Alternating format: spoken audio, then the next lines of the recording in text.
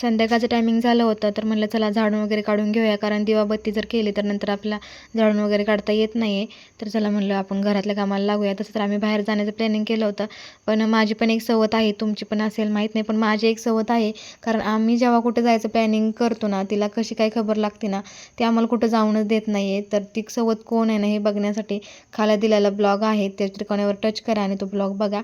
तर आता असं कॅन्सल तर झाले म्हणल्यानंतर मी माझ्या स्वयंपाकाला लागले होते. भात घातला होता, कारण सोनू काही दुपारी झोपली नव्हती, तर तिला झोपवायचं असतं, म्हणजे झोपायचं असतं लवकर.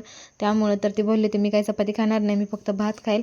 तर तिला लगेच डाळिंब खायची हुक्की आली. तसं तर मला सोलता येत नाही आहे. मलाच माझा नवरा अजूनपर्यंत सोलून देतो, पण आता माझ्या लेकराने मागितलं आहे म्हटल्यानंतर ना, कसंबसं का होईना मी सोललं. माझ्याकडून थोडं चेंगरलं गेलं, पण ते मी व्यवस्थित तिला साफ करून सगळं खायला दिलं. नंतर संध्याकाळी थोडंसं माझं आवरलं, कारण मला दिवाबत्ती करायची होती. तर ना, एका मिनिटाच्या व्हिडिओमध्ये तुम्हाला सगळं सांगणं शक्य होत नाही. त्यासाठी खाली दिलेल्या त्रिकोणावरती टच करा आणि मोठा ब्लॉग